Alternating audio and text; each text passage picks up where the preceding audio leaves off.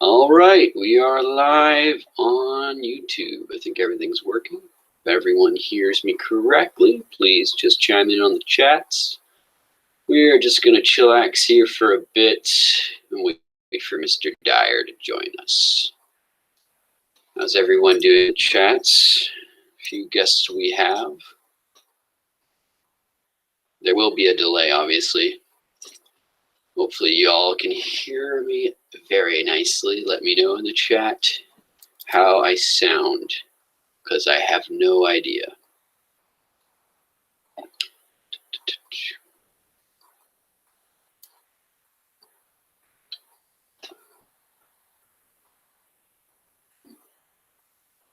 Yep, looks like we're getting people coming in. That's good. That's good. How's everyone doing? Just gonna wait on Jay while a few of us chillax in the chat. What's going on? Danny K. Yeah, I don't sound like Darth Vader this time. No, I was gonna open up with it as a joke, just for giggles, but no, it didn't work out like that. But yeah, Jay's just running a little behind, so we're just going to sit back and relax. I'm gonna read out some tweets, maybe. I'm gonna look at some Twitter. See what's going on the Twitter. What's Twitter? What is even Twitter? Oh yeah, there's that van attack in Toronto. Let me see where I found that. I retweeted it, I believe. That's in the news. Let's see.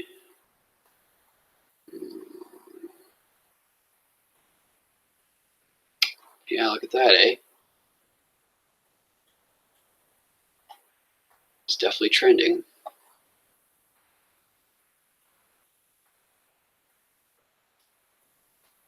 Yeah, Dan K. Yeah, that's very stereotypical of them. Very stereotypical.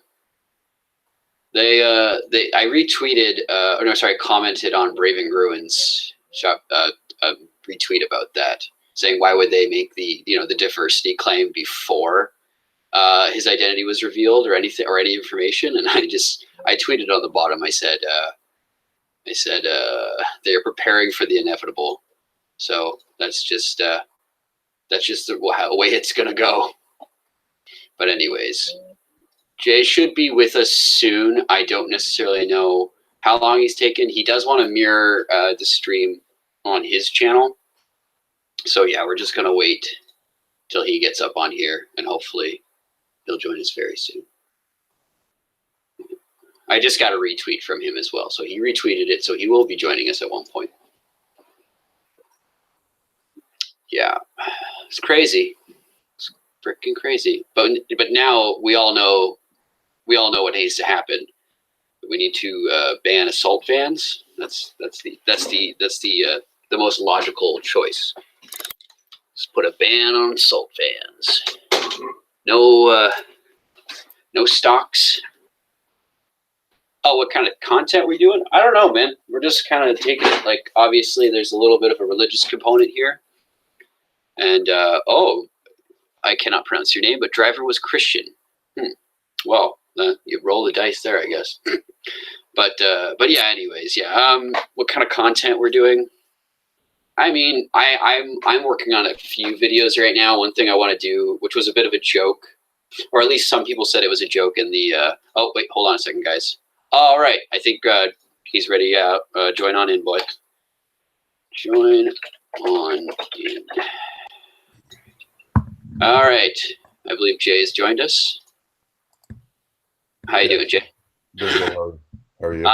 I'm doing fantastic, man. Bad weather your way? What's on the go? I'm not sure where you're from. It's raining really hard, and a little bit of flooding in the road, but it's tapered off now.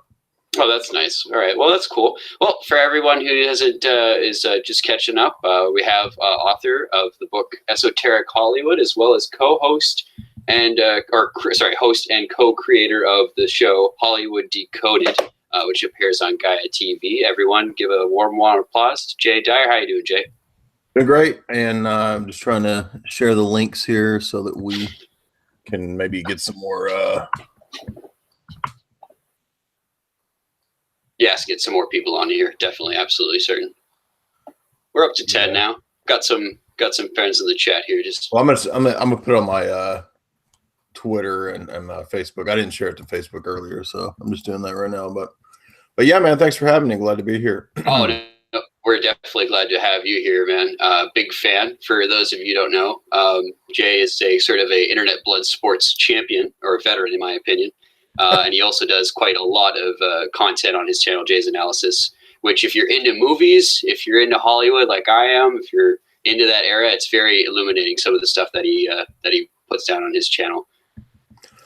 Thank you. Yeah, it's turned into a life of its own. It's a full-time job, and I didn't really expect that to be the case back when I was just blogging and doing audios. So yeah, it's really taken off, especially in the last couple of years. So I'm glad to be here. I'm glad to be representing my worldview and arguing for what I see to be true. And I heard you and Styx doing the debate with JF, so that was a lot of fun. Yeah, it was definitely interesting on my part. I mean, it was actually kind of odd how I got the whole gig. I remember this happened months ago. JF tweeted out, or he said in a live stream, he wanted to debate a libertarian for free speech, on free speech. And then I just tweeted out, not thinking that anything would come of it. And he messaged me and said, yeah, you're on with Styx. And I was kind of like, and now we end up here. So shout out to JF for giving me the spot. And now look where we are now. We're hosting a live stream with Mr. Jay Dyer. I mean, things happen like that for no reason at all, except for just sometimes you gotta ask. Yeah, usually people are pretty willing. I found I'm trying to get a pretty big comedian on, and he said he would do it, but he hasn't really responded yet. So I think I'm gonna mention to him that it's a paid gig, because sometimes people that are bigger name people, bigger name people, bigger audience than what I have, they might not want to do it unless it's a paid gig. So I tend to split the super chats with, people that come on just to kind of give an extra incentive if there's somebody who's a really big name person. But so I know exactly what you mean. I still do the same stuff, try to get people to come on. Yeah, and it's interesting the networking that happens. I mean, we're not a huge channel over here, but hopefully with the Worski Bump and having guests like you on, that'll keep us afloat for a while. But yeah, it's like, the actual networking involved in order to get these things set up is very interesting to me. I mean, the free speech debate with JF took at least, I think that took like 2 months, going between Chris and going between JF and then being canceled again and reinstated. Right. I mean, and then when the actual stream happened, my entire argument that I had pre-planned completely got thrown out of the window, because I had no idea that JF was going to talk about defamation. I thought he was going to come out at a different viewpoint, but so that was interesting. Yeah, he's a fun guy. He's I was looking forward to our debate. I think when I had to reschedule, everybody was like, "Oh, you chickened out," which is not the case at all. I actually had to go. I went to the emergency room, so I was like, "Man, I'm not chickening out, dude." Yeah, exact.ly. Yeah. I mean, things get in the way. I mean, like, obviously, you had weather conditions that got in the way, and that's totally fine. That stuff happens in that too. So I think we're getting up to, I got 21 watching, 22 watching right now. So I guess we'll just start the interview. Sure. And the reason I wanted to get you on, because it's something that I've been interested in about a year and a half now. And I might be coming at it from a different perspective than most people, because before this, only a year and a half ago, I was a staunch atheist, huge Dawkins, huge Hitchens fan, militant. I think I even did some articles for atheists. It's like AA Plus or one of these atheist Facebook groups or something like that. I mean, we're talking full on militant, neck bearded atheist, and so now I'm in this position where I've had a sort of a religious awakening, had a faith, a spiritual experience, and I feel myself drawn to the Orthodox Church, and this has a lot of influence with friends I know who are going through the same thing. But if you could educate our audience and yours, because I feel like yours even has a few questions about it. What is the key factor that makes Orthodoxy unique against all other Christian sects, compared to, say, Catholicism, as it were?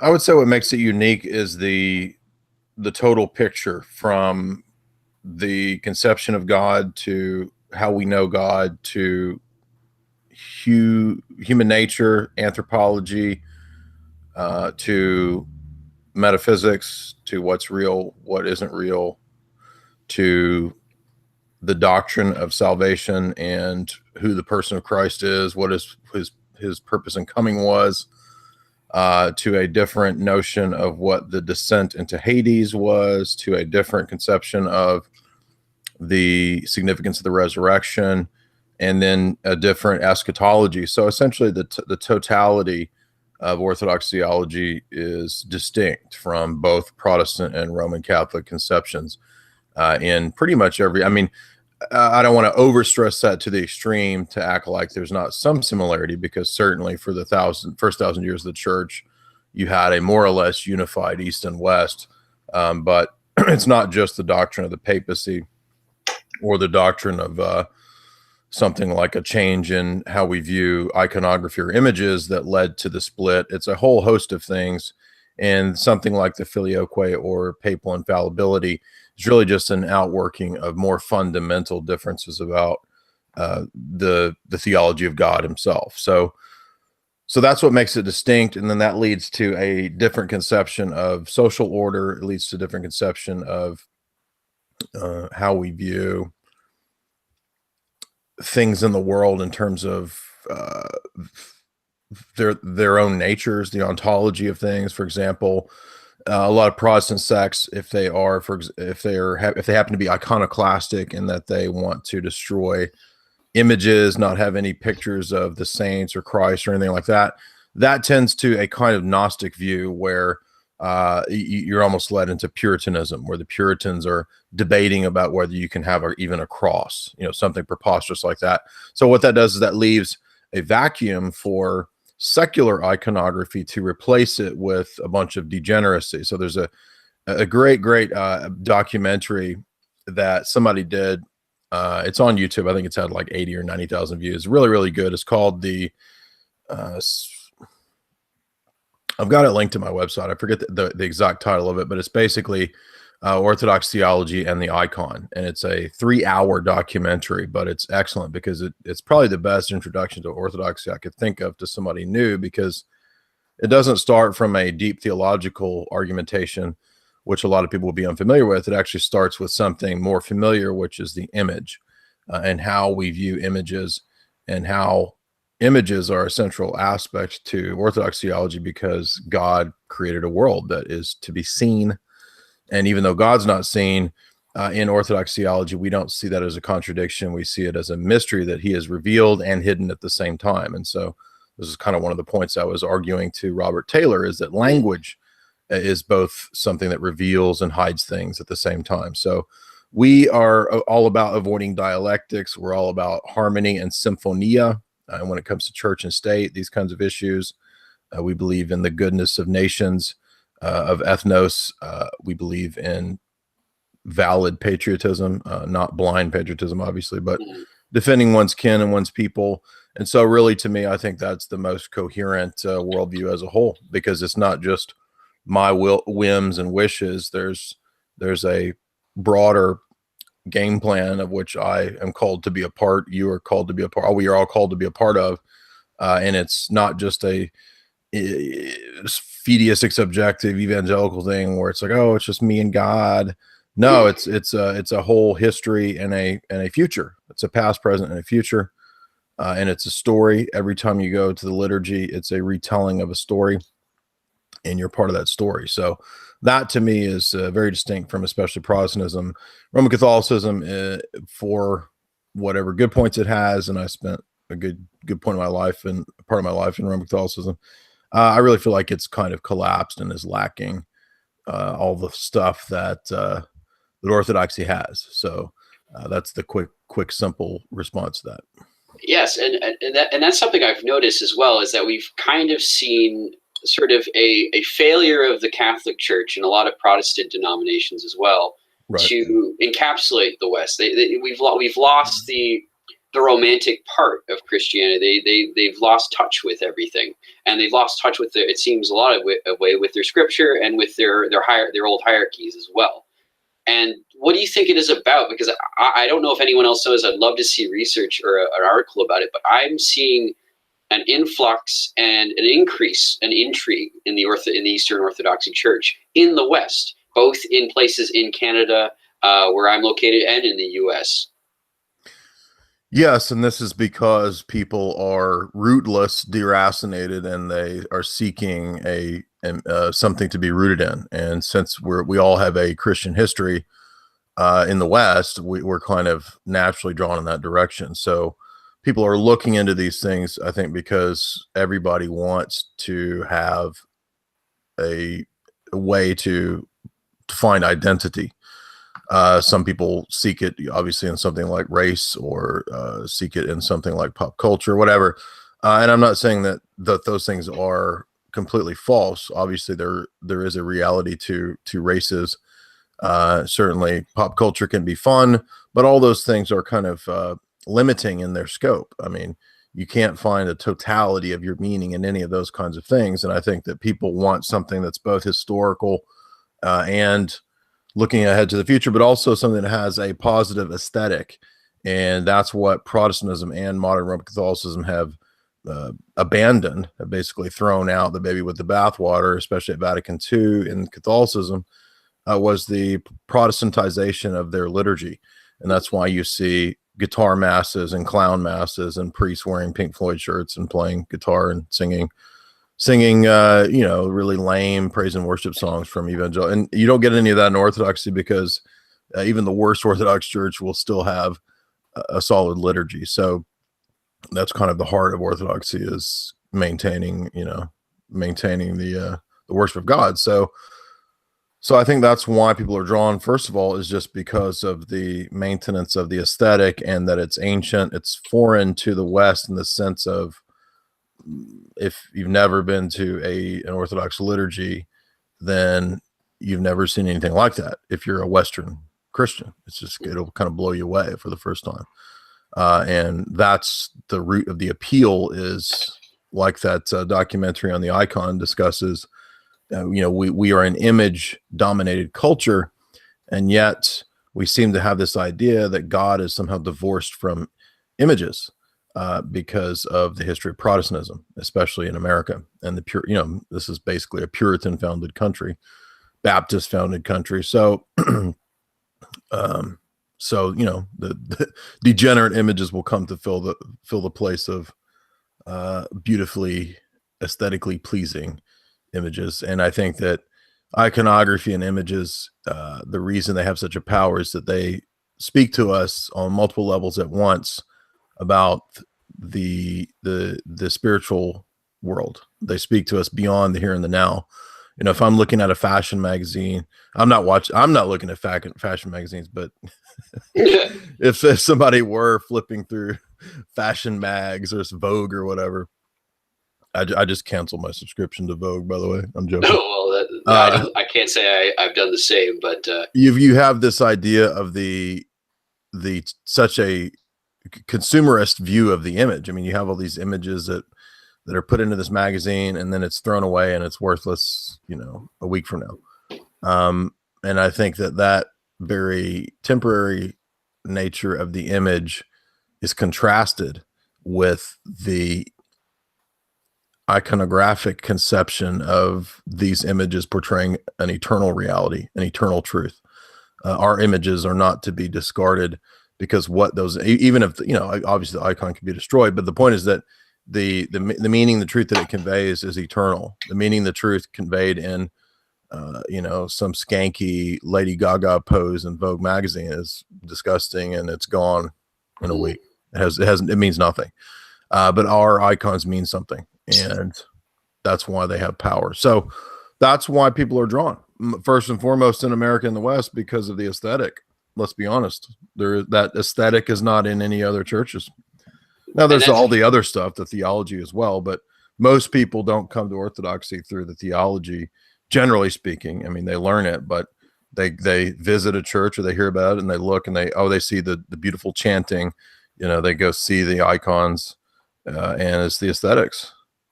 That's a very, very appealing to a lot of the internet culture you see nowadays. Sort of with the vaporwave aesthetics and stuff like that. That term actually had a revival, even though that term specifically actually has religious and spiritual context.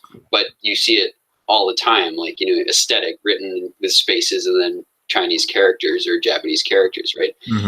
So that's something I've noticed. I mean, I have a friend who runs a page called Orthowave, which is just Orthodox iconography in sort of that vaporwave style. So you're seeing this interesting combination of modern retroism with like even further retroism to the Orthodox Church, which is well, I guess you would agree with, and a lot of Orthodox, myself, we'll assume included for now, the original, the originator of before the Great Schism, as it were, the original church. And there's also this interesting thing, I think, that this term of aesthetic, it's very similar to the Romans' appeal to form. I don't know if you understand what I'm saying there. Sure, absolutely. I mean, this is kind of fun. If you take aesthetics classes in college, if you study philosophy, you'll probably have to take some aesthetics classes, and you will study the Greek and the Roman conceptions of art. So, yes, I'm familiar with both the Greek notion of mimesis and the Roman conception of form. Exactly, and that's something that I think when you're talking about the aesthetic appeal of the Orthodoxy, it's mirroring of that. It's almost hearkening back to that in some way, of that classical. And then you're talking about this form of the sort of the degeneracy of icons. It's almost it's easily apparent to anyone who looks at a classical architecture and then looks at like New Age, Art Deco, any type of art, any new form art. It's actually apparent the phases that the speed of which that trend goes. It's almost forgettable, but yet classical architecture has this, I don't know, it has this staying power within the human consciousness that's actually very incredible. Well, that's because of the philosophical, ideological shift in viewing the world. And yeah, I've talked about this on many shows and podcasts, is that you see a different architecture and aesthetic because of the idea of the loss of the eternal. So ancient medieval societies tended to believe in the beyond. They believed in the transcendent. They believed in metaphysics. They believed in the permanence of truth. They believed in the eternality of truth, back to Plato. So it makes sense that the art would reflect that. And so, for example, you have in Aquinas's aesthetic, he says that you need a certain level of, to have true beauty, it requires form, it requires proportion, it requires harmony. These different aspects are involved in anything that is, quote, good art. So actually, art is not relative. Art is objective. Good art actually is objective. That's not to say you can't have fun with it and that it's not loose at times, but just because something is a little bit loose doesn't mean you can't be objective with it and still say something is good or bad. And that's what was surprising to me when I did take art classes and look into the philosophy of beauty, was that this is really a modern notion. The idea that there's no objective beauty is part of the revolutionary tradition. And then you learn eventually that, oh, this has actually been done by design. So the Satanists of various flavors, even prior to like a LaVey type Satanism, it's been known back to the French Revolution that people who were more of that bent, they understood the conception of aesthetic terrorism, that you could terrorize people with hideous, disgusting art. And that's a real thing. And some modern versions of performance art are aesthetic terrorism. Lady Gaga does this stuff at times. You smear yourself in blood or something and stand in a public square for 6 hours. I mean, just these ridiculous things like this. It's a form of aesthetic terrorism to make a statement about what you think is being unique, but actually it's just, you're just playing unwittingly into the machinations of very degenerate social engineers. And then when you study social engineering, you realize, oh, actually they know very well that these kinds of degenerate forms of art affect the culture, and you can debase the culture, and that's actually a form of psychological warfare, and that's 100% proven. You can read the Frankfurt School guys. Adorno talks about it. He talks about degrading people through art. You can read Francis Stoner Saunders' book, Cultural Cold War, which explains how the CIA basically co-opted the arts during the Cold War to promote all of this degeneracy in modern art as a, quote, freedom exercise. Oh, it's all freedom, you see. Vomiting on a canvas is freedom, and therefore that's how we beat the Soviets, right? Which is all retarded, but that's unfortunately what happened. And yeah, that's what I think is very appealing to a lot of people who don't know anything about Orthodox or even religion, is that you do have this maintenance of the tradition, of the notion of a specific conception of beauty, of form, of aesthetic, and that's the heart of the liturgy, and that makes sense with the way God set up the worship in the Old Testament. We believe that the Orthodox worship is essentially in continuity with the temple and the synagogue system that God set up. So even though we're not sacrificing animals, we believe that's fulfilled in Christ. And if you read about Solomon's temple, when God gave the instructions for that as a type or a foreshadowing of the coming temple, it was filled with iconography. It had a lot of gold and plating. It had a very large veil with angels and cherubim designed on the cover. It had palm trees and seraphim and cherubim. The ark was gold and had seraphim atop the ark, and that's because it's supposed to signify Eden.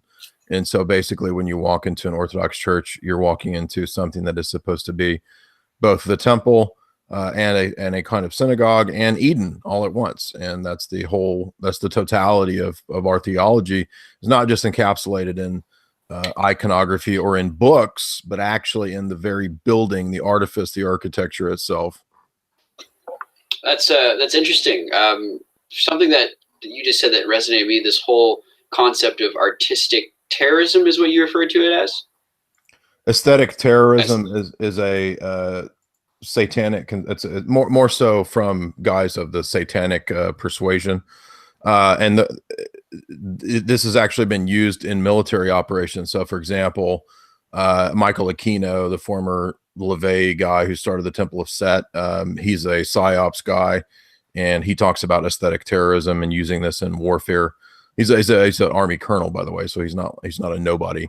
He's an Army specialist in psychological warfare. So, for example, doing this in the Phoenix program in Vietnam, where they would bring psychopaths to kill men, women, and children, and they kind of just let them loose. And you see this in movies like Apocalypse Now or Full Metal Jacket. And this was a way to terrorize the villagers. So that is a form of aesthetic terror. So basically, well, like the cartels do this stuff where they will take people that they beheaded, in Mexico and Juarez or wherever, and they'll like hang the bodies up and stick and this is that's just terroristic, but doing it in a more artistic way of performance art, like I said, of Lady Gaga, and she's friends with this chick who vomits on a canvas. I've actually heard about this, and it's interesting that you bring it up, because a lot of where I am now, spiritually and religiously, I think started at one point when I was, because my background is in acting, and back in theater school, I had to design my own show. I had to direct and write my own show, and what I produced was this sort of Dada-esque, anarcho-punk, very, very chaotic, very decadent, pointing fingers at the established kind of thing, very, very basic and raw. Mm-hmm. And one of the interesting things about that show is at that time I was still a fairly avid communist.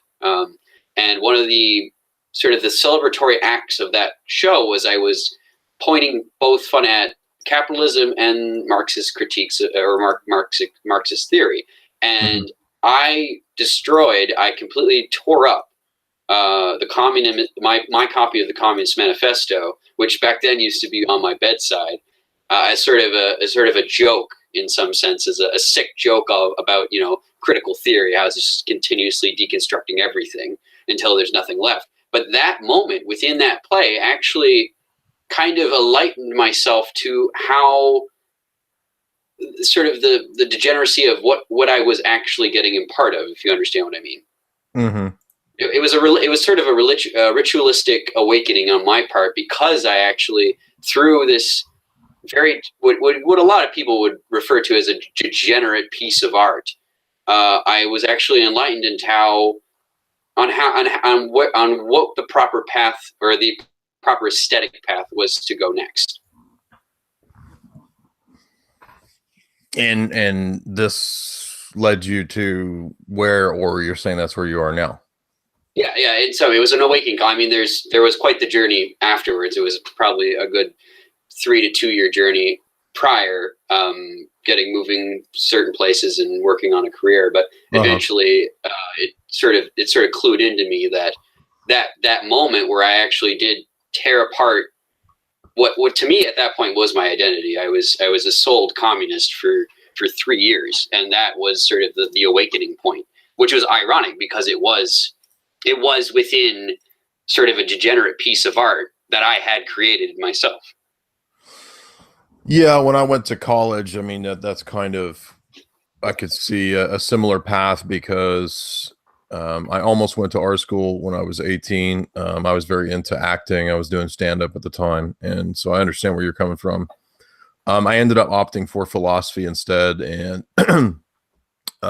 my undergraduate advisor was a guy who studied under a Frankfurt School guy, so I was directly infused with critical theory and Marxist critical theory quite a bit throughout the undergraduate period. And I think that it's kind of anybody who goes into the arts, it's kind of expected that you're going to go down the left path, and the liberal established path is, go into socialism, go into Marxism, go into that kind of stuff, and we'll find a place for you somewhere in the system. Exactly. But what was interesting, and I'm not going to ramble a lot, but what was interesting was that was around the time for me, actually around age 22 or 23, that I was coming on to. I mean, I was religious at the time, so I wasn't really tempted with Marxism per se, but I did come across people that were talking about the history of Marxism, and ironically, my professor, who wasn't really as diehard a Marxist as he was when he was in his younger days, he even mentioned the fact that Marxism was always supported by big capital.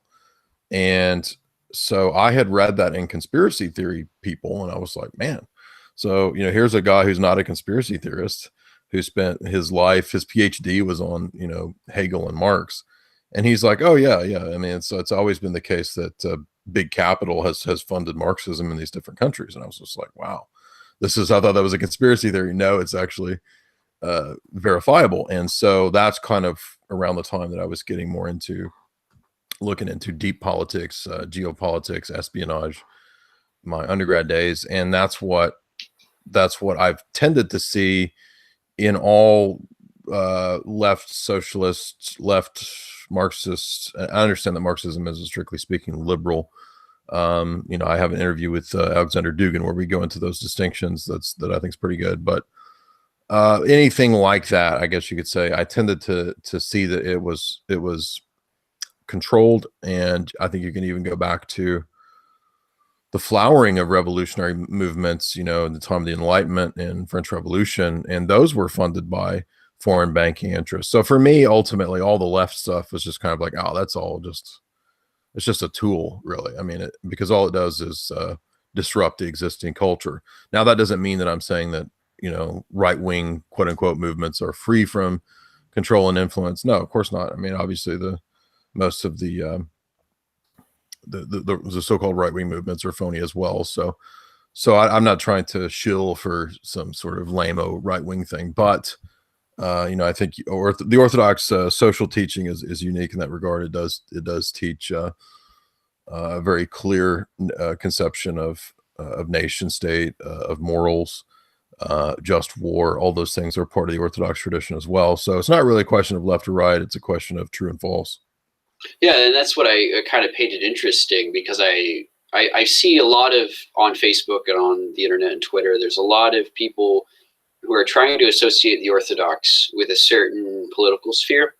I do subscribe to a page on Facebook. It's like Orthodox Libertarianism, but I have seen, not that you cannot be a libertarian Orthodox, but there are sort of held contradictions between the Orthodox, in my view, and most political views. It seems to have its own sort of encapsulated worldview separate from any of those things.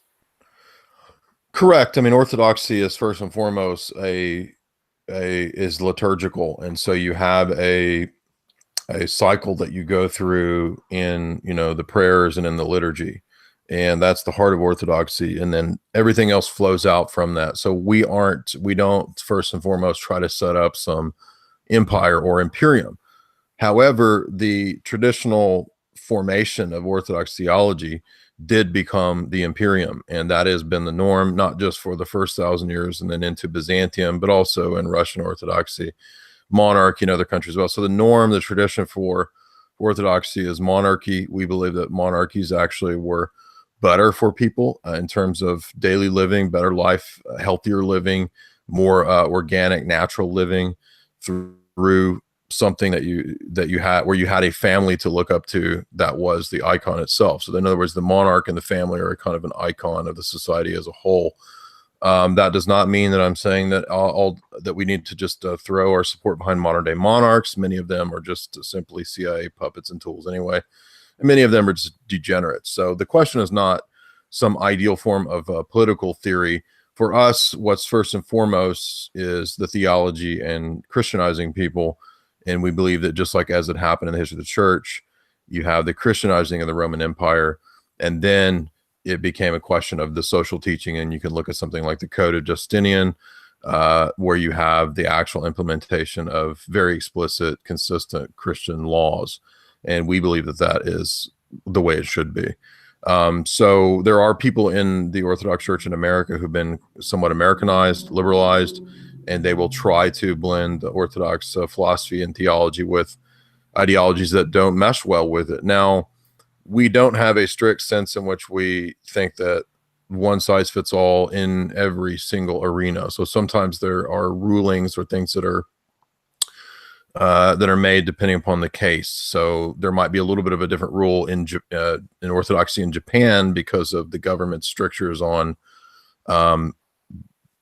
policies on death. So normally Orthodoxy does not allow or support cremation. Cremation is actually a pagan and Freemasonic way to denigrate the body. And since Orthodoxy believes in the resurrection, we honor the body. However, since the Japanese, I believe this is correct, the Japanese government made a rule that there could not be Orthodoxy unless they accepted cremation, the bishops decided that it would be better to have Orthodoxy in Japan than to not have Orthodoxy at all. So sometimes a ruling can be made, but we don't see that as problematic necessarily, because Jesus said that the bishops do have the keys of authority, which means that they can make those kinds of rulings. So that being said, it's not like there's one simple answer to how to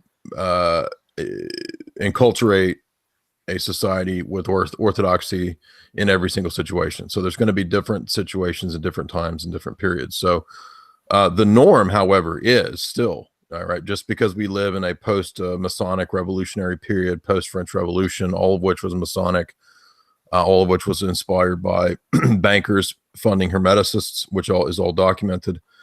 Even though we live in that period, that doesn't mean that we no longer believe in the standards of what was, as the ecumenical councils say, the God-ordained emperor. So empire is actually the Orthodox norm, and that could easily return at any point. Russia would most likely be the locus of that kind of a renewal.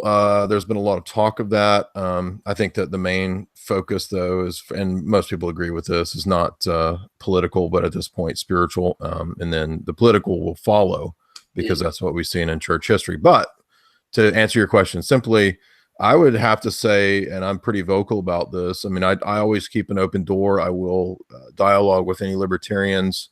Had a lot of debates with libertarians, Adam Kokesh, and I did a discussion with Styx a couple nights ago. But when it comes to Orthodox theology, there's really not a lot of debate on the question of that, because libertarian economic theory. There are aspects of it which are certainly compatible with Orthodoxy, but ultimately the idea that something like religious pluralism is not compatible with Orthodoxy.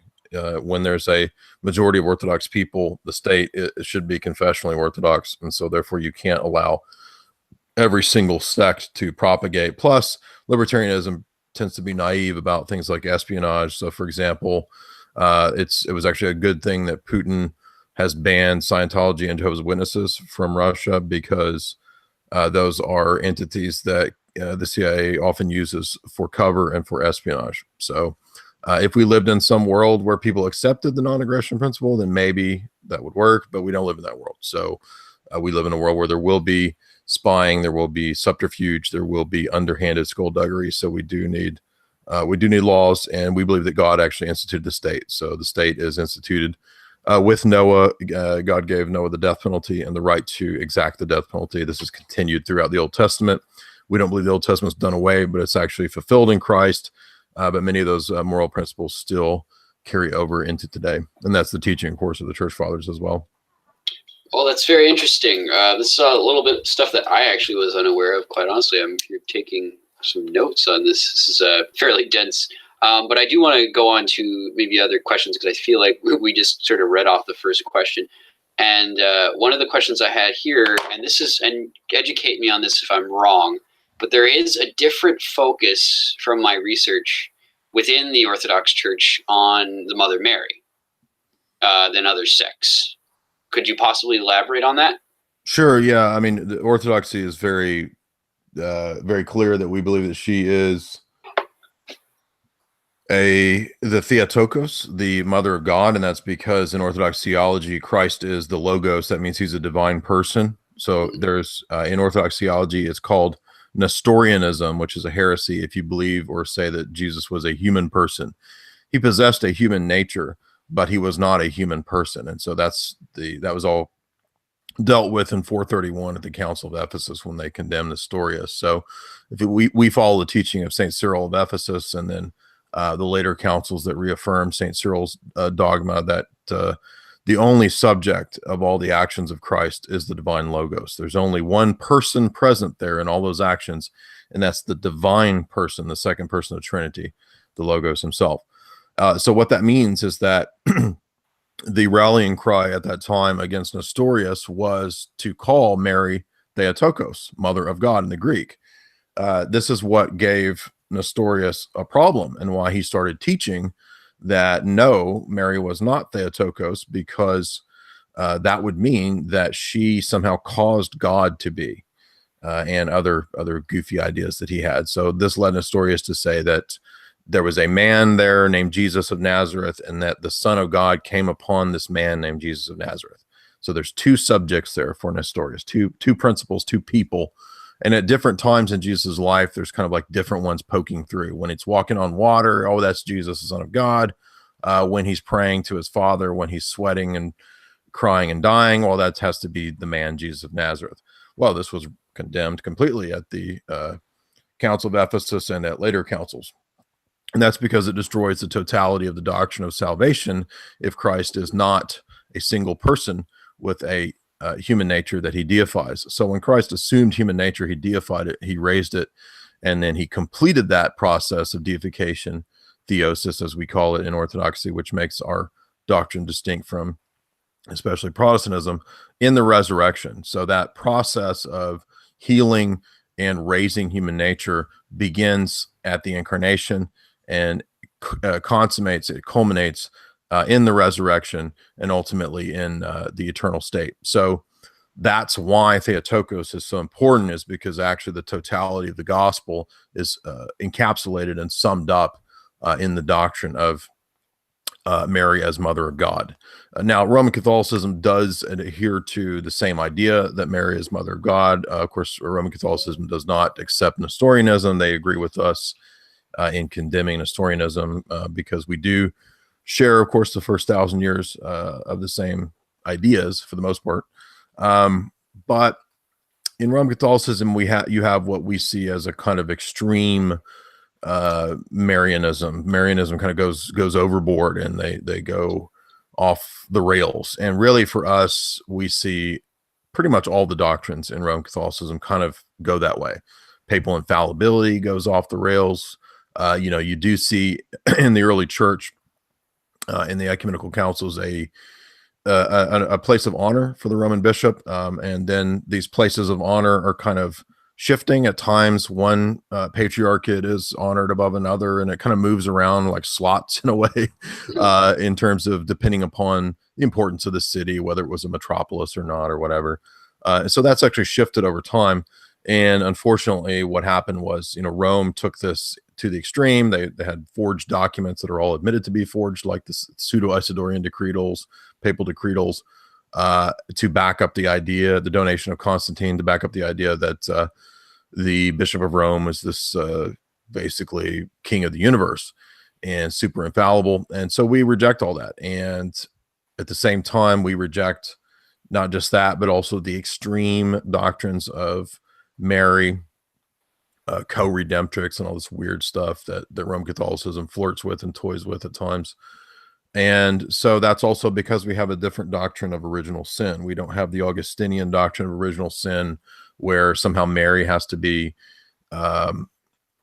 Mary herself has to be magically conceived to be free from a taint.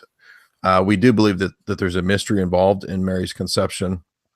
There have been at times Orthodox theologians who've said it might be acceptable in Orthodoxy to hold out the possibility of an immaculate conception for Mary, but it's not a dogma for us. And it was for Roman Catholicism, papal ex cathedra pronunciation in the late 1800s, if I recall, to believe in the Immaculate Conception. So basically, we just don't have any of that. We don't think that there's any of that in the Church Fathers. There's none of that. It's all absent. Why would something that is so fundamental, why would it take 1,800 and whatever years to be declared? I mean, the same with papal infallibility. Why would this be declared in the 1890s at Vatican I? If this is fundamental to the church, it should have been the first thing that would be declared. So it's really preposterous, ultimately. And Roman Catholicism has to invent all these sort of lawyer tactics and what's called casuistry to vindicate all this stuff with, doctrine, it evolves, doctrine progresses, it turns into something new and it grows. And they Cardinal Newman actually is who's famous for first proposing this idea of the doctrinal development evolution. And what's funny is that he uses the seed in the tree, of which Jesus says Jesus says the kingdom is a seed that grows into a giant tree.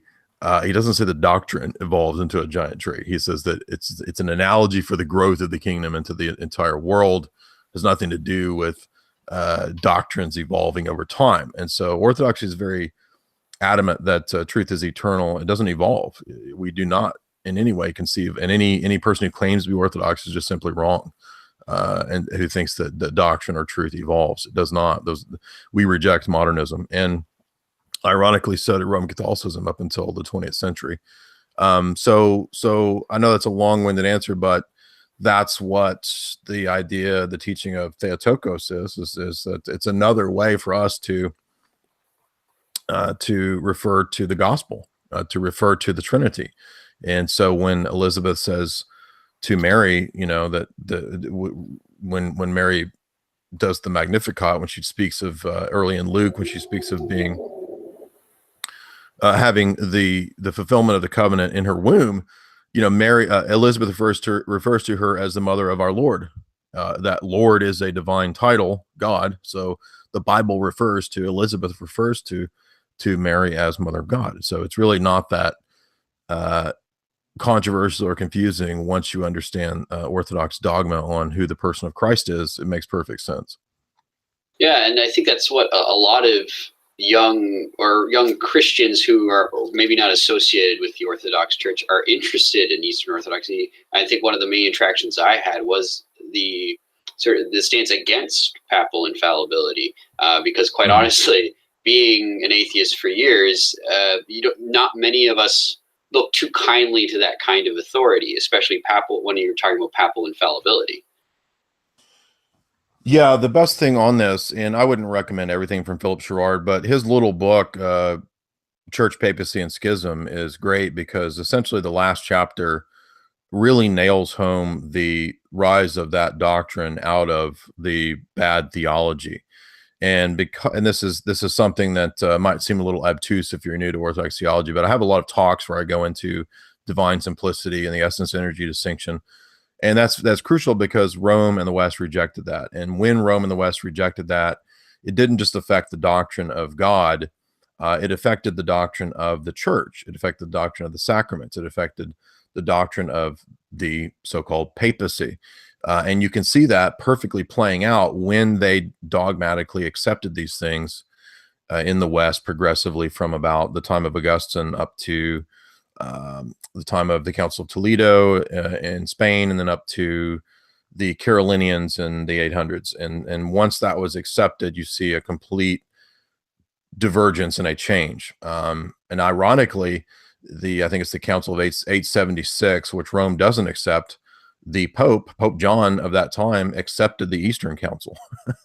So the last council that we still consider ecumenical, that Rome rejects, Pope John himself accepted. So it's very ironic that they would still claim papal infallibility. And there's so many other things to really, I think, shoot through the notion of papal infallibility. The best thing I would say on that is if you watch the debate that I did with Nick Fuentes, we spent a lot of time on that. And I think that Nick's arguments were pretty bad, and I'm not faulting Nick because he's a fun guy. We have good talks, but I think that it can't be defended. And I tried for a long time to defend it. So it's not like I did this from the outside. I spent a good amount of time in Roman Catholicism and as a traditional Catholic, really trying to make sense of this. And finally, it just got to the point where I just couldn't defend it. There's just no way to do it. And when you've got these guys for Vatican II was 1960s. Well, for 60 years now, they've been spearheading the revolution of liberalism and ecumenism and all this stuff. It's just, to me, there was no way to make all this work. And Sherrard's book is a great way to understand that in a very brief read of about, I think 150 pages is where he covers it very succinctly. And he explains very well that papal infallibility is a direct result of an erroneous conception of God, basically an imbalance in the one and the many in the Trinity. Once you imbalance the one and the many in God, which is what absolute divine simplicity does in the West, guess what? You're going to have an imbalance in the one and the many in the church. And the primacy is going to be given to one over the many. So Orthodoxy sees the one and the many in balance in the church. That's why there were ecumenical councils. If the Pope was always viewed as this super imperator, God emperor, you wouldn't. Why do you even need ecumenical councils? All you got to do is just ask him, and the whole thing's settled. It's a waste of time and effort and squabbling to have these big councils. You would only have big councils if you thought the bishops were equal. It's pretty commonsensical, right?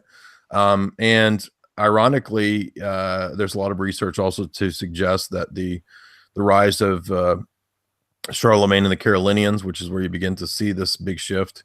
There was a lot of political stuff involved in this. No surprise there, but that the Frankish papacy, and then you start seeing these really very bizarre things with 3 different popes and with the Avignon papacy, and it's like there's no wonder that it was this crazy. You got 3 different people claiming to be the true infallible successor, and it's just very bizarre.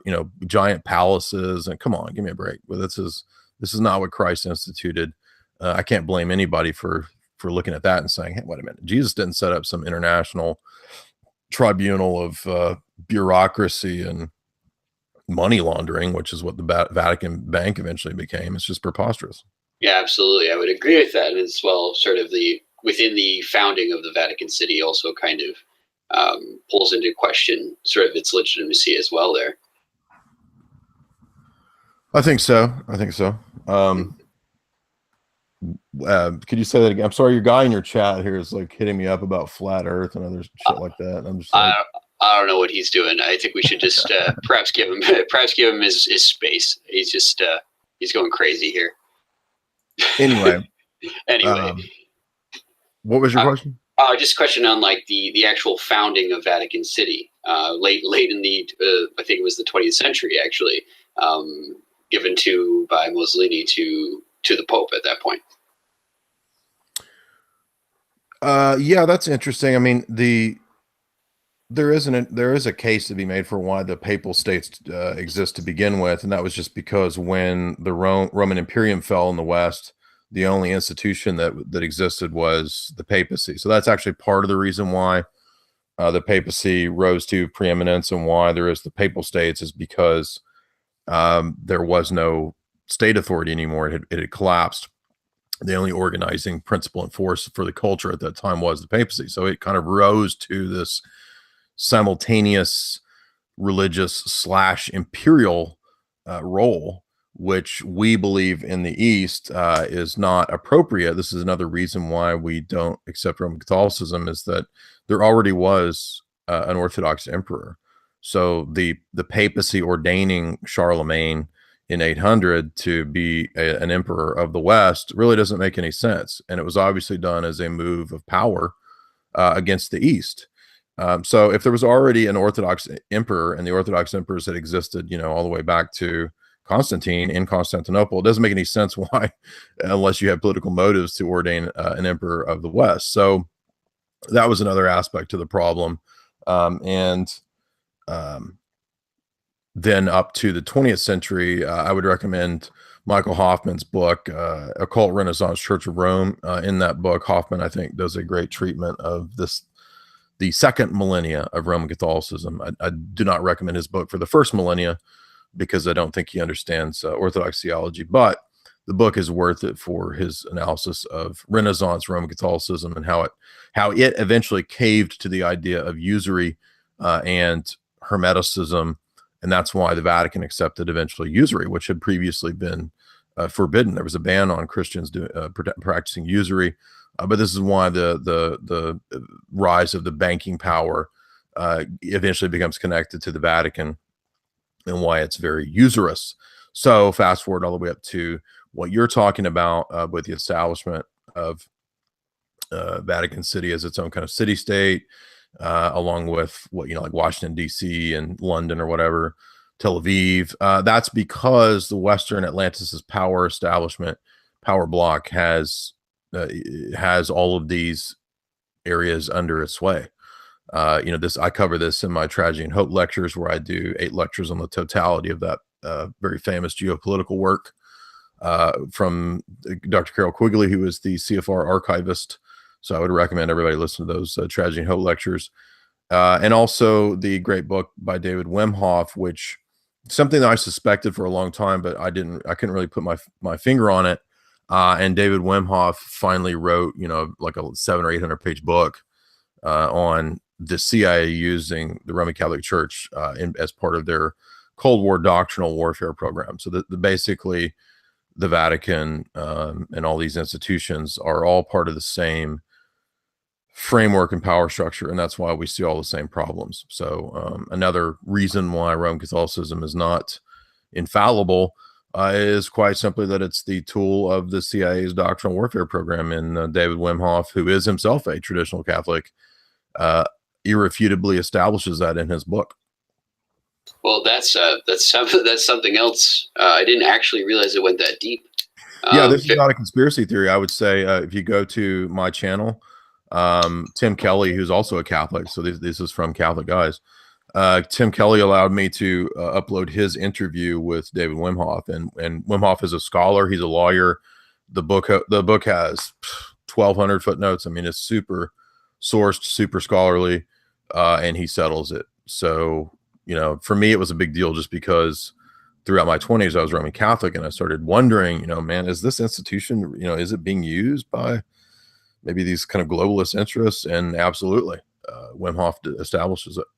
Yeah, there always seemed when I was younger, even if we just put aside my disbelief in theology when I was younger, there always seemed sort of this shadowiness to the Catholic Church, and obviously where I'm from, there was a huge issue with the sort of the pedophile ring that was going on at the time, and so it always seemed like I never had an issue, even in my strongest atheist days, with anyone, Protestants or United or any of those, but the Catholics always, the Catholicism always, it just rang fishy to me every time. And it's interesting to hear some of these, some of this investigative work into the actual structure and the organization that is the Roman Catholic Church. I find it very, very enlightening. I do want to speed through just a few questions here because I don't want to take up too much of your time. I think we're approaching the hour now. And whenever How long do you usually do your talks? I mean, I'm fine. We can do whatever you want. Perfect. That sounds good. I mean, this is actually, you are part of the first ever live stream on this channel. This is cool. This is it. This is the premier channel. I'm hoping in the future to get more. I just have a question because I tweeted at Styx, and obviously Styx is a busy man, but right. Have you ever heard of the Process Church? Sure. Yeah, I was very intrigued with that about a year ago. I would love to have a conversation with Styx and yourself as well, if you would like to join in on it, about that doctrine, because it's so, when you talk about aesthetic warfare, that's just, that's something else there. Aesthetic terrorism, that whole it had that kind of nationalistic, neo-fascistic aesthetic under this sort of hippie-esque type of interpretation of Christian literature. Yeah, I think that was definitely a psyop. I think that was run by either the CIA or British intelligence. You have the people who, Robert de Grimstead and however you say his name, and the other members spending time hanging out in the UK with some shady characters connected to British intelligence. I think, if I recall, Tim Kelly has done interviews with some people that have written on this, but it's fairly well documented, and people who study that topic.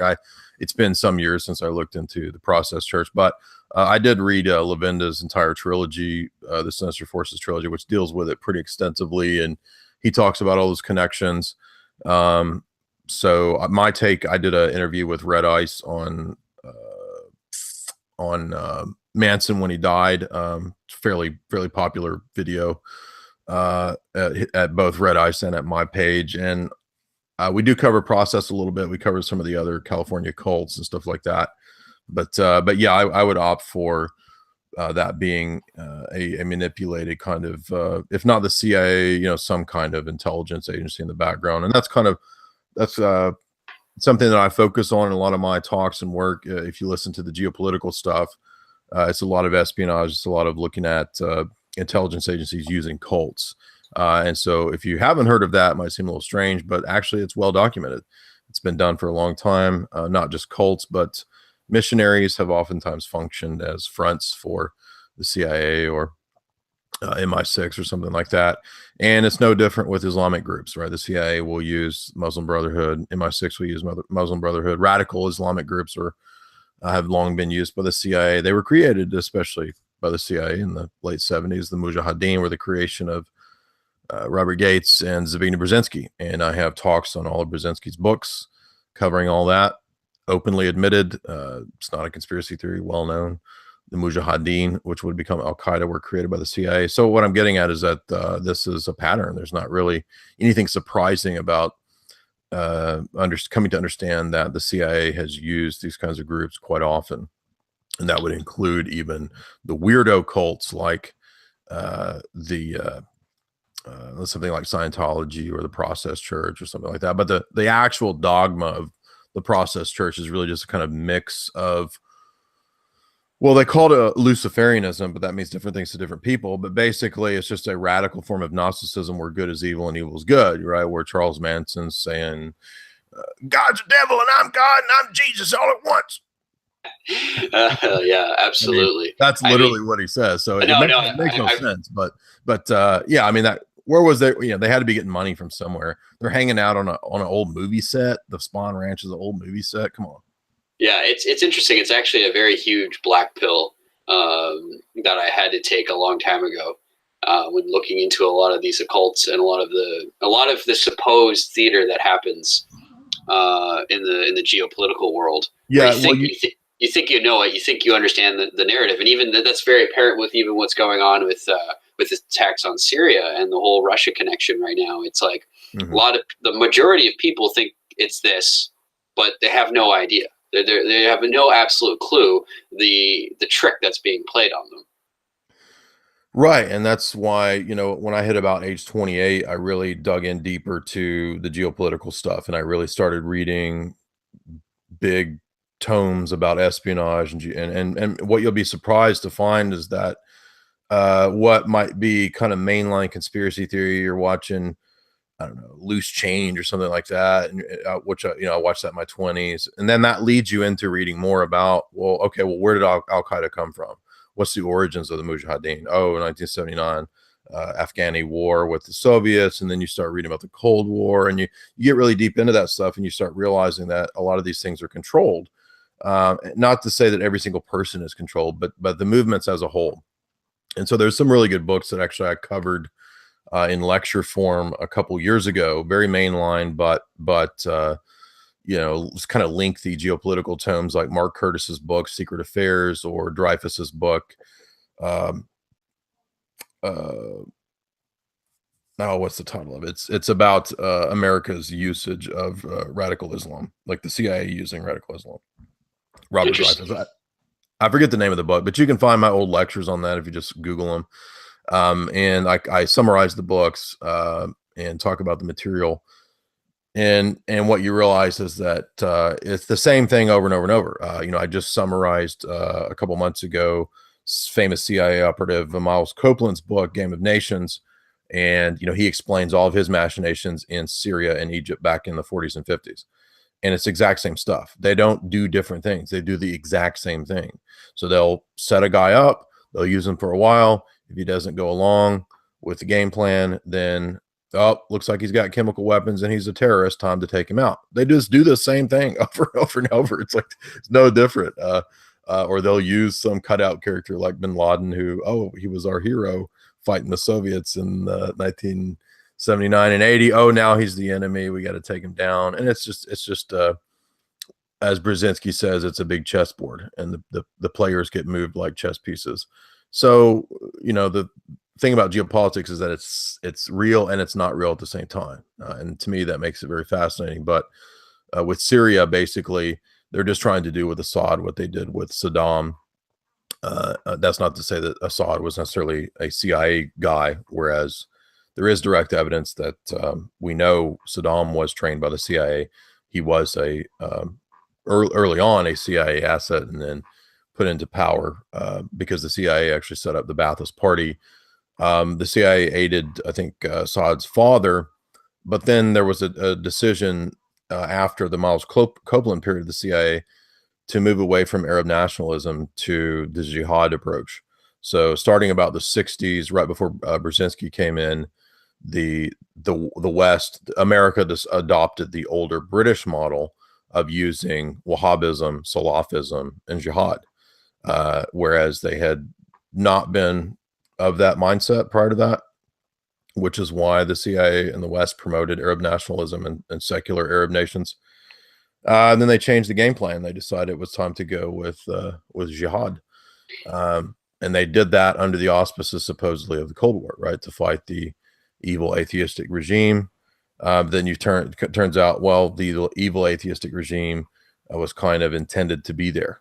I'm not saying that every single aspect of Sovietism or Stalinism was completely run by the CIA, but there's a lot of chicanery involved in that as well.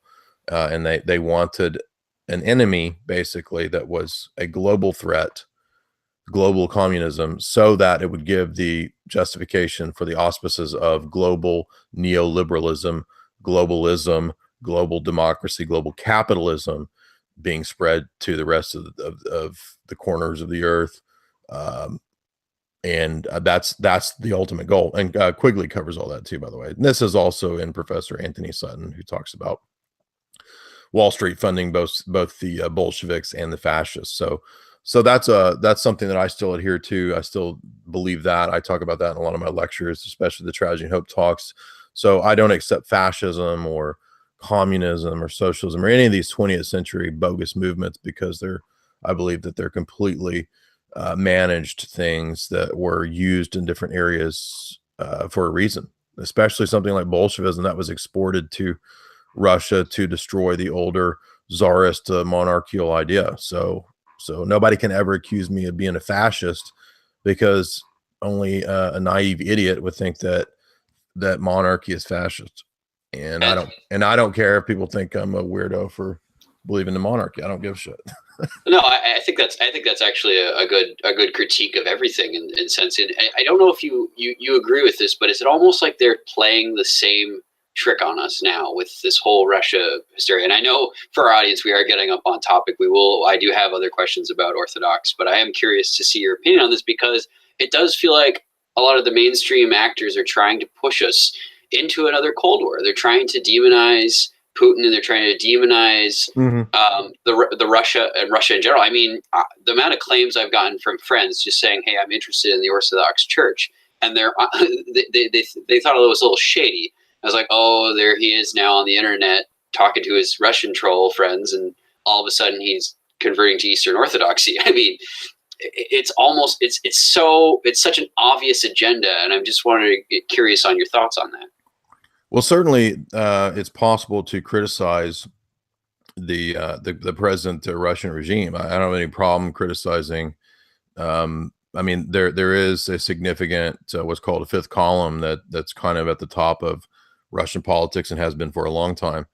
I'm not making a judgment necessarily on Putin himself, but I'm saying that liberalism is still a big part of Russian politics. And when I say liberalism, I mean neoliberalism in terms of Western democratic monopolistic capitalism, right? So the Carnegie Endowment, they still have their think tank in Moscow, the Carnegie in Moscow. I mean, when we start seeing that kind of stuff booted from Russia, things, I mean, that'll be a much better. I mean, it's good that they booted the Soros NGOs, but there's a lot more booting that needs to happen. And so Putin's done a lot of good things, but again, it's hard to say what's just geopolitical machinations or what's real. I don't know, but I think that setting aside Putin himself or the political sphere, there is a resurgence of Orthodoxy in Russia, and that's the last thing globalists want. And so somebody in the chat saying that I don't talk about Israel. No, I do talk about the place of Israel in the Middle East as an outpost for the Atlanticists. If you look at the globalists, there are different factions. For example, Zbigniew Brzezinski, who I've talked about in many lectures, he was one of the most powerful globalists of the last century, appointed by both Kissinger and Rockefeller to be the head of the Trilateral Commission, which was a more elite version of the CFR. It is Kissinger and Brzezinski. It's Brzezinski who sets up the Mujahideen. It's Brzezinski who was advising Obama. So you can't overlook this aspect of the globalists who do not care for Israel. In fact, Brzezinski was a big promoter of the Mearsheimer book about AIPAC. So it's not like every globalist really has Israel as their goal. So Israel is a factor in this, and they do have a lot of power, but there are also globalist factions that could care less about Israeli interests. There are plenty of giant corporations who have no interest in Israel. So it's way oversimplified to make this all about Zionism and Israeli interests.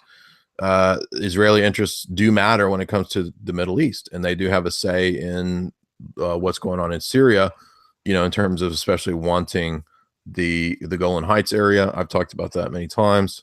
I've talked about the Rothschilds many times, so it's just lying to say that I don't talk about the position of Israel in the Middle East.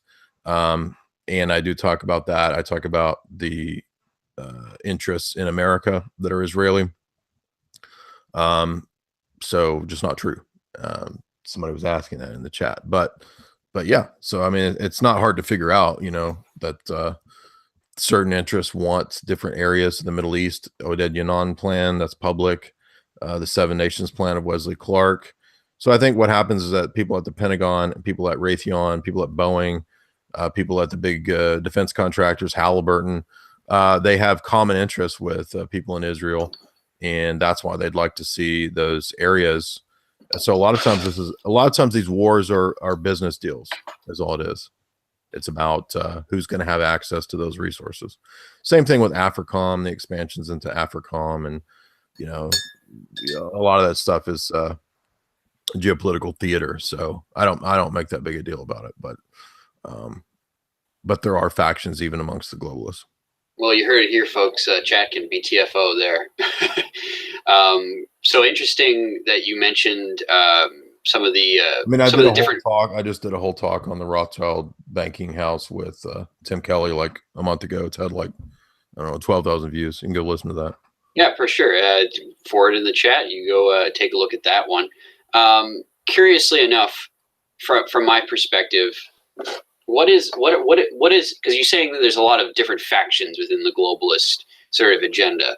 How many of these globalist factions would you say are malicious actors, or intentionally malicious actors, or even just sort of delusional in sort of their goals? I wouldn't say there's necessarily like a bunch of factions. Maybe that's too extreme. Basically, there's two different approaches. There's the neoconservative approach, which they're both globalist in their sphere and in their goals, but they have different game plans of how to achieve those ends. So, for example, somebody like Zbigniew Brzezinski or David Rockefeller, they're on the same page when it comes to the idea of international liberal corporatism, about the UN, much more power being given to the UN, and it having a much more powerful sway in terms of dictating to nation states. And they disagree. This is why Israelis hate Brzezinski.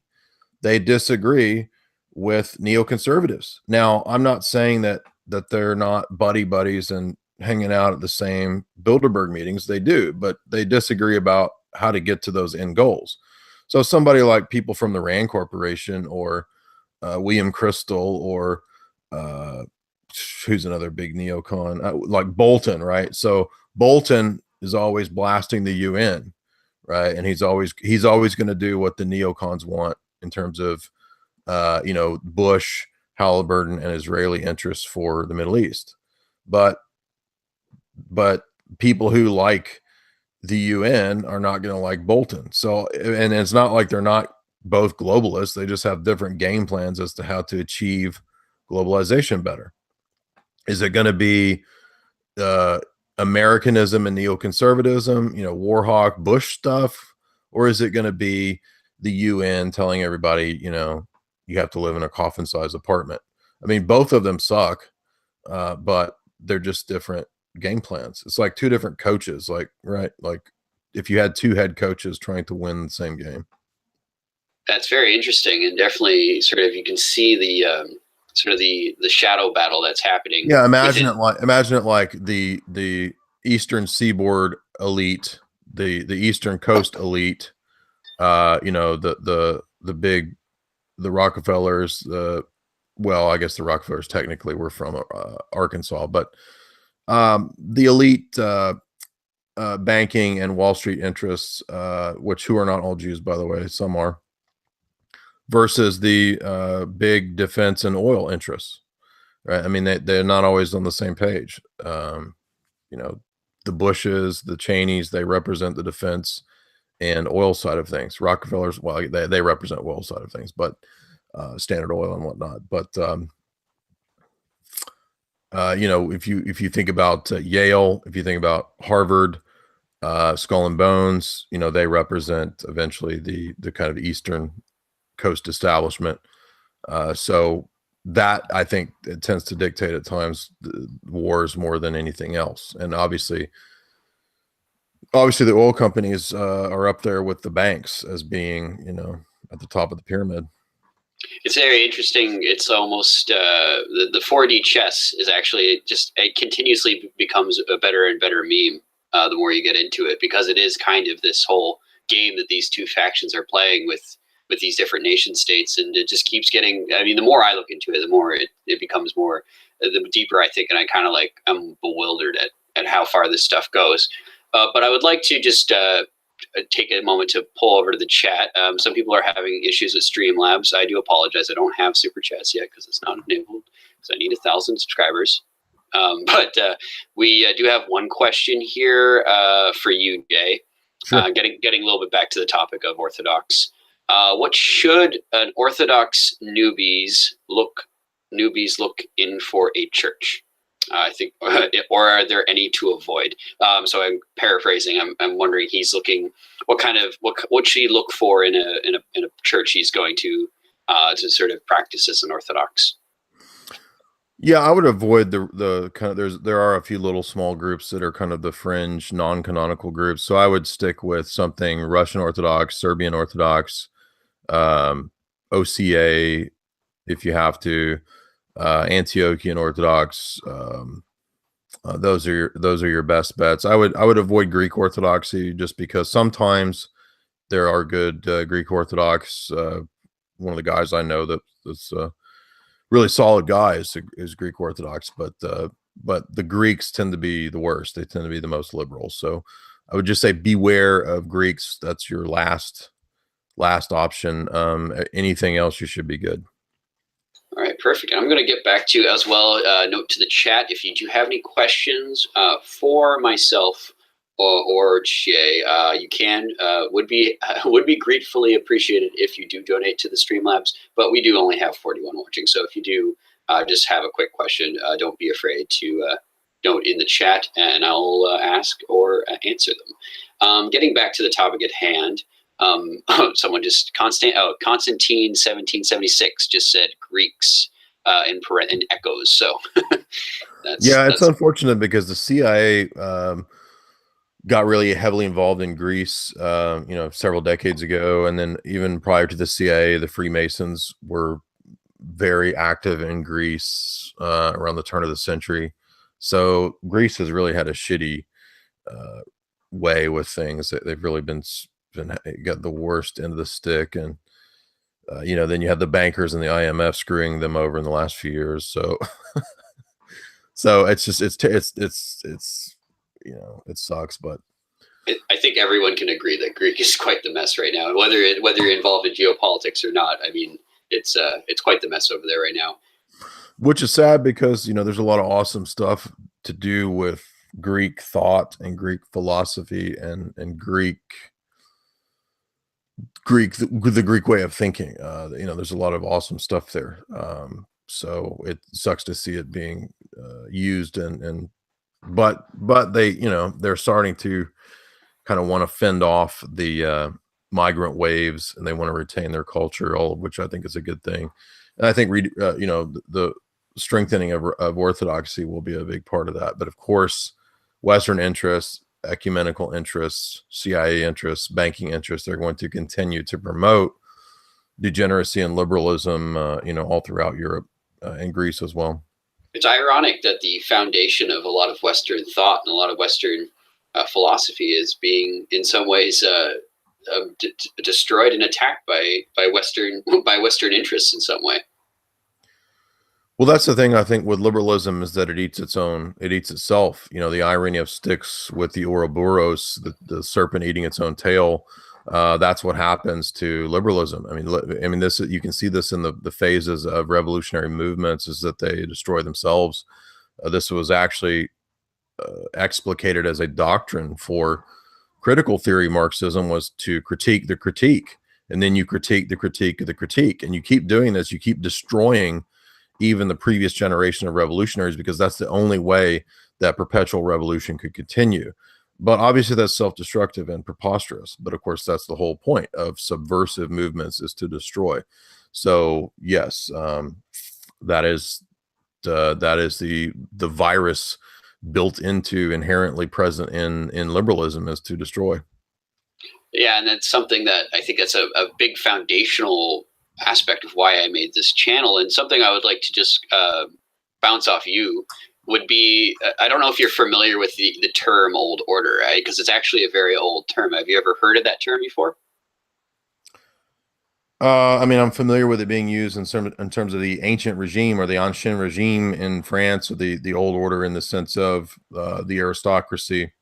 the nobility and the monarchy is what they meant by old order, but I'm not sure your context of it. The context I was trying to imply when I started this, and this has started within the sort of the way I've designed the logo and the aesthetic of the page, is that it was actually it was a word to describe the movement of any Amish, Mennonite, or South German Swiss ancestry that immigrated to the U.S. and Canada and wanted to sort of establish a separate society, not necessarily Amish, but a separate way of living from the modern context of the U.S. and Canada. And this is why I started it. And it's interesting that you should state that that's another way it was used, because we were talking about monarchism there. So I guess that fits in. But one of the quotes, sort of the mantra of the Old Order movement was Romans 12:2.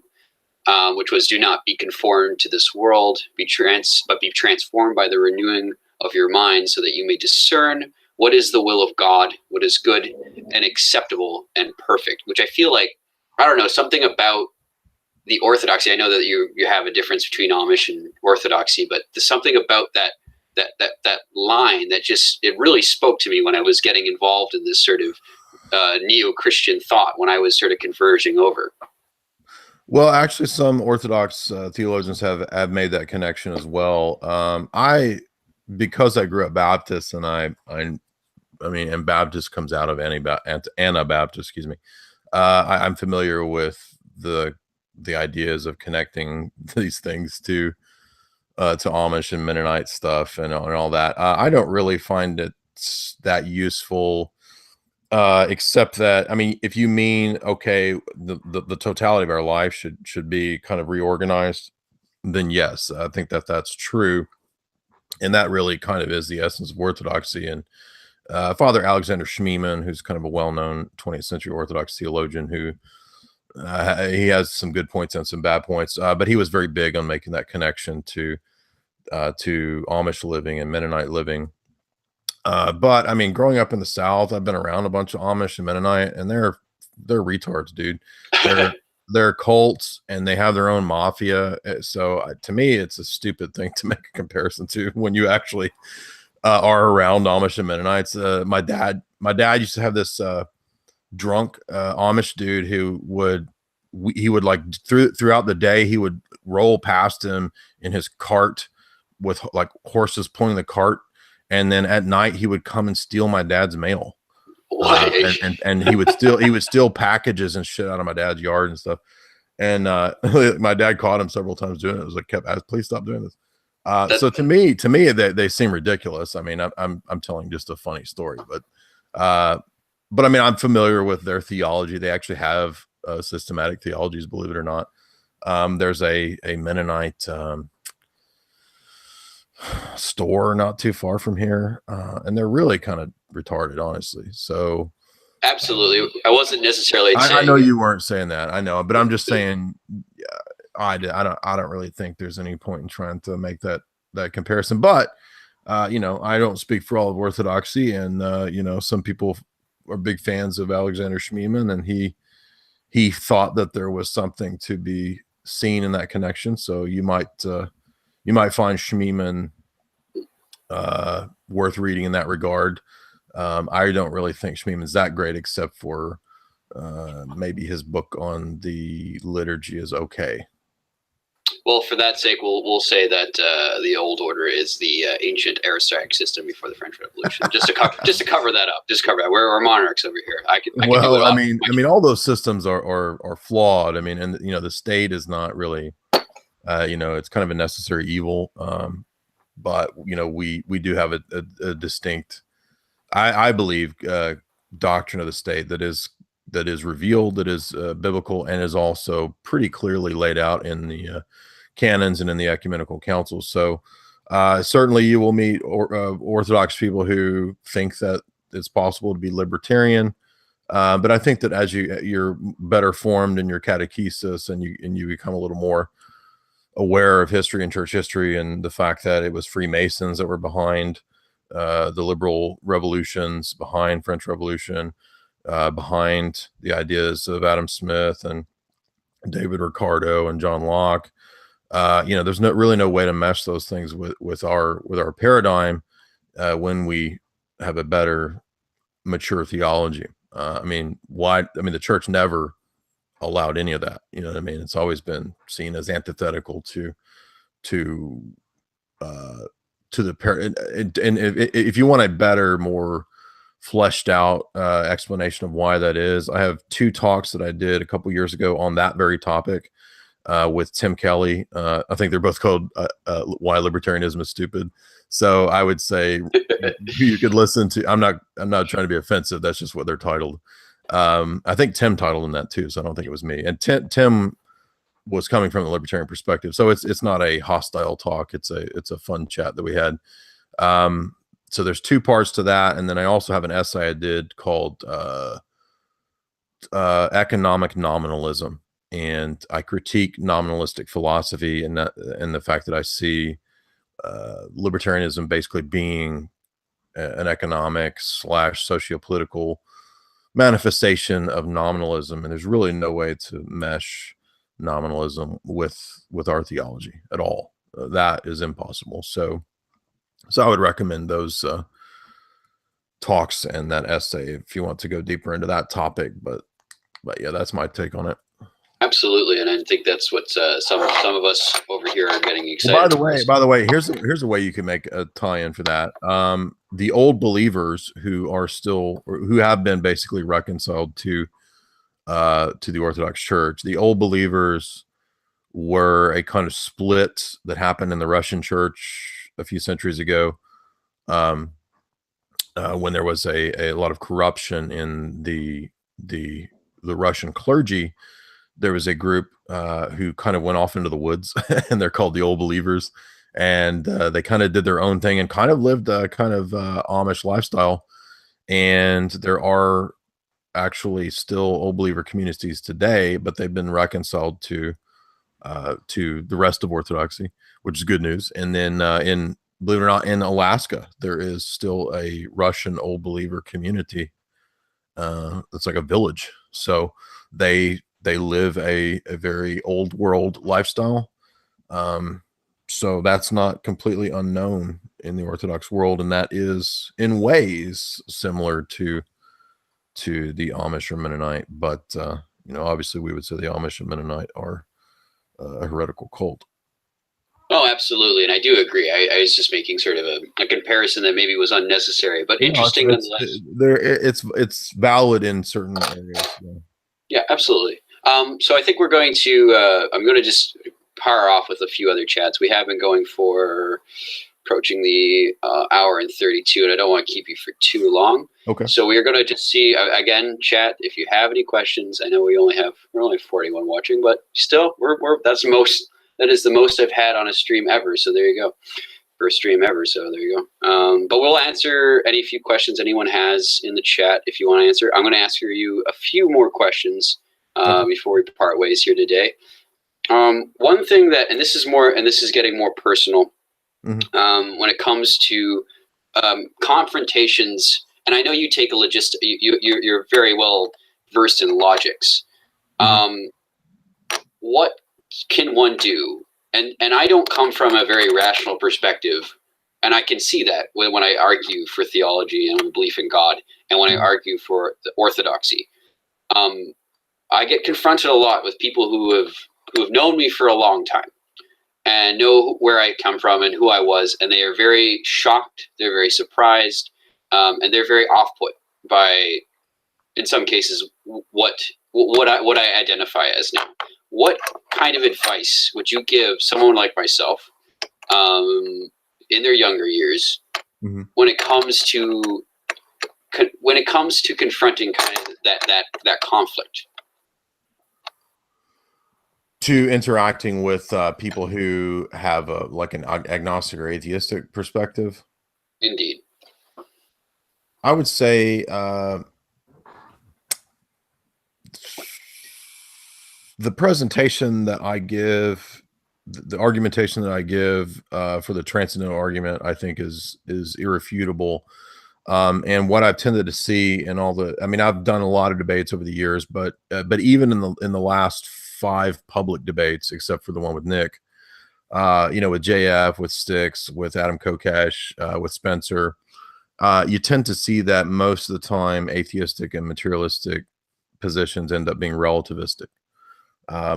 Every now and then you'll meet somebody who's like an objectivist and a Randian or something like that. Robert Taylor, for example, kind of takes that approach where he doesn't believe in relativism, but he's also, claims to be atheist or whatever. So sometimes you'll get that unique bird, but most of the time it's relativistic. And I think that really just the simplest thing to do is to point out that relativism is self-refuting, and it doesn't require advanced logic classes or advanced classes on analytics to realize that it's self-refuting to have a position that says that there's no absolute truth or that we can't know anything for certain, because the claim itself makes definitive declarative statements about truth and universality. So that's just fundamentally contradictory.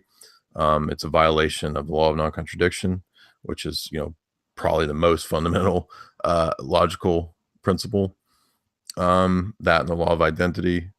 So I think when you point those kinds of things out, that's really all you can do from a logic perspective. And then, from the aspect of personal living, what converts people is, I tend to view it like, in my experience, it's not just one or the other. It's not like, oh, you had these, the force of your logics was so intense that I could. No, it's like, well, it was logical, and I saw evidence of virtues in your life. You lived what you claimed. At least you strive to live what you claimed. None of us is perfect, but so those are the two things that convert people: is living it and being able to give a defense, as Peter says, adequately. And really, that's all you have to do, is just say, look, dude, that's contradictory.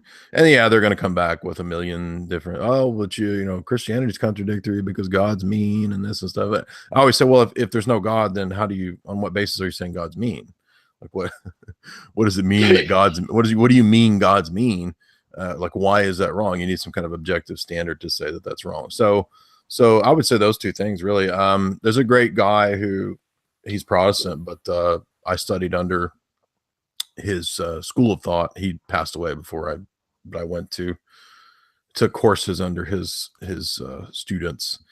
Is the Bonson-Stein debate. That's kind of a classic. Everybody should watch the Bonson-Stein debate, just because you'll see a lot of what I argue reflected in the Bonson-Stein debate, because it's probably the most famous of the theist-atheist debates of all time of the 20th century. And it took place before YouTube, but if you watch it on YouTube, you'll see that Bonson did the same thing back in the 80s. He went up against the top kind of Dawkins, Sam Harris type dudes of his day. A guy was named Gordon Stein, and he just completely annihilates the guy in the debate. And I remember when I first heard that when I was 19, that stuck with me as like, oh, actually, you can reconcile and show that Christianity is logical. It's not anti-logic. It's not anti-intellectual. In fact, if you think about it, if God exists, that's who gave us logic. That's who gave us our faculty of reason. So it should be used in that way. So I would just listen to the Bonson-Stein debate, make notes on that. You'll see he does the exact same points that I do when it comes to pointing out logical fallacies in the opponent's case. But if you're saying, what should I do in an education sense? I have a lot of talks on Plato's Republic, on Aristotle, on ancient philosophy. I would say if you want to delve into the realm of philosophy, check out those lectures and talks. Just depending on how deep you want to go. Do you want to read the Republic? You know what I mean? I have lectures on the totality of Plato's Republic. You know what I mean? So that could take care of the intellect side of things, but from the spiritual side of things, which these two have to be working in tandem. That's kind of the central thing about Orthodoxy, is that it's not all logic or reason. It's logic and reason functioning in harmony with spirituality. So get a prayer book. I think I have one in the recommended reading at my site. Get the Orthodox Study Bible. It's excellent. And start reading every day, and then find a good Orthodox church to go to consistently. That's really all you need. and Per- everything else will be provided for you. I can assure you that. Perfect. That sounds like some good advice for both people in the chat and myself included, who am very new to this. We do have some of the answers you just answered there. Some of the questions coming in the chat, but I will come some interesting ones here. I did too. Also, for people that are kind of new to things, that documentary that I mentioned, I put it in your chat. Yes, we will retweet that Okay, cool. Yeah. on my Twitter, and yeah, so people can take a look at that. We'll put it in the comments section once this video is up as well. We have one question I actually am very curious for your answer. What is the Orthodox stance on the singularity?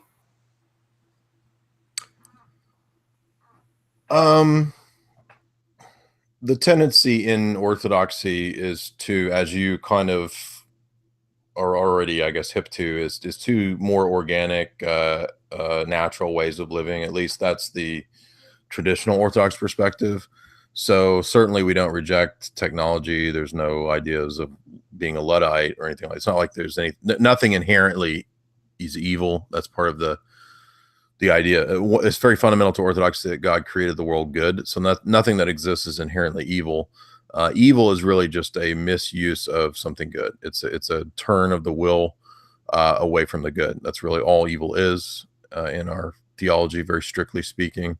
And that's because we're not Manichaean. We don't believe that anything that's evil has a substantial existence. There's no metaphysical like thing over there. Oh, there's the evil. It's that goo over in that vat over there. Like if you watch Prince of Darkness by John Carpenter, I'm a John Carpenter fan, which is a really funny kind of B movie.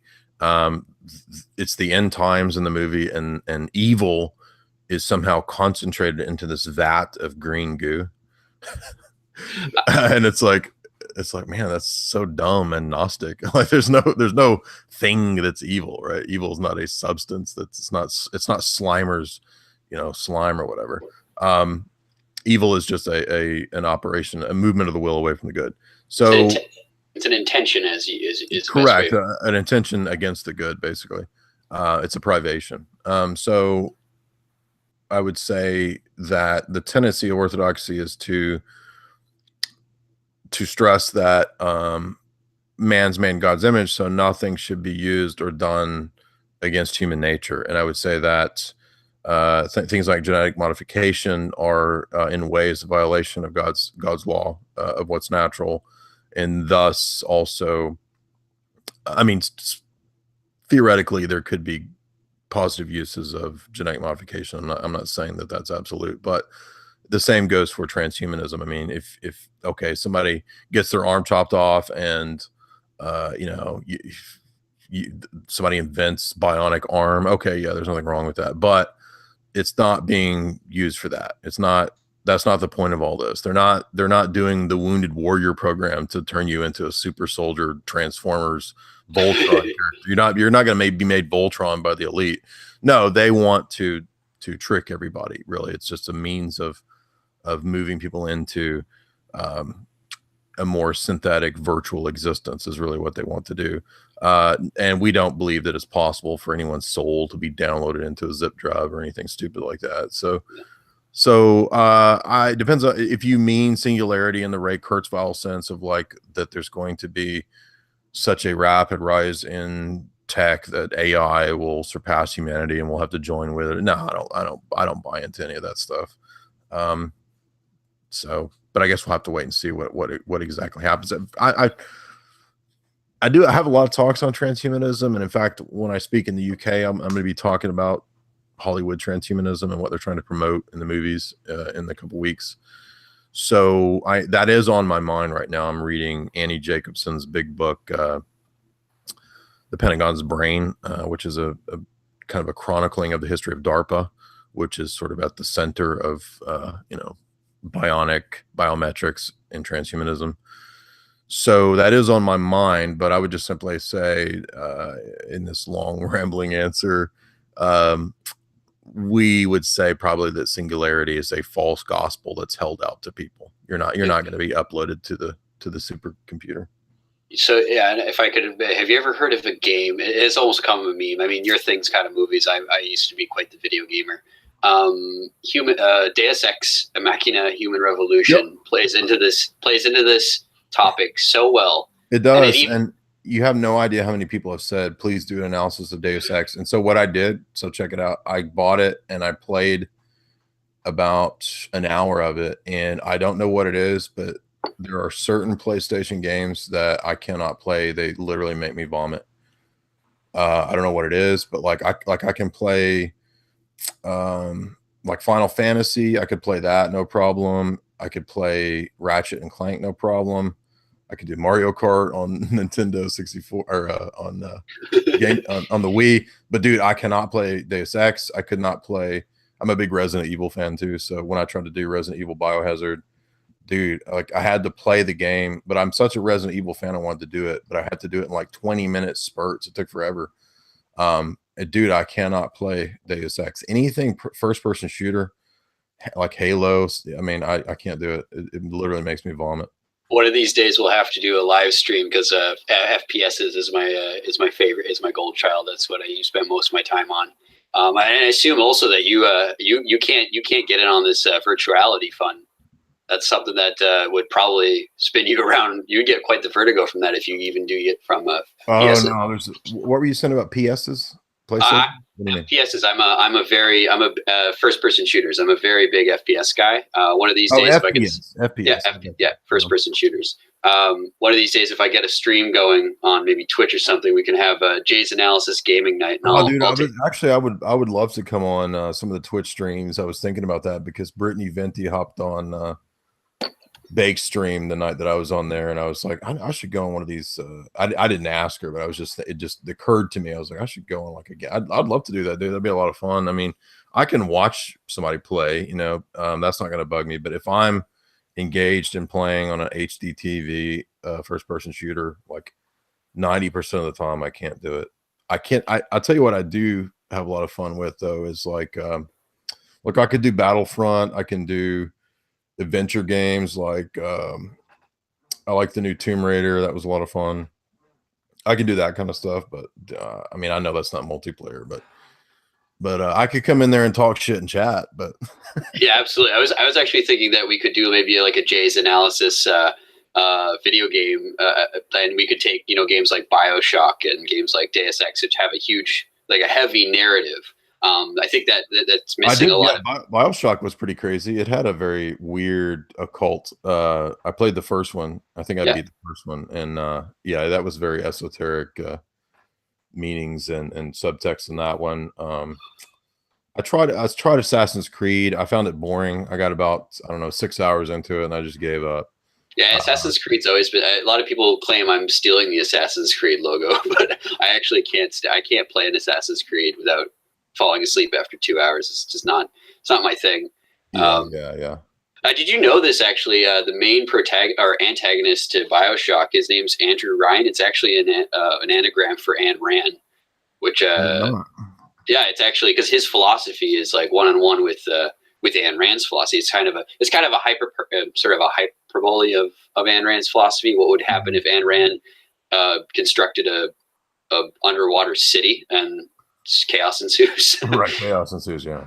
Exactly. But Gulch underwater. Yeah. Yeah, exactly. It goes crazy. But anyways, Jay, I think I don't know if we have any more interesting questions. Someone's saying comments about the Borg. Oh my God, JC, okay, I don't know. This literally makes me vomit. Jay Dyer, quote of the century.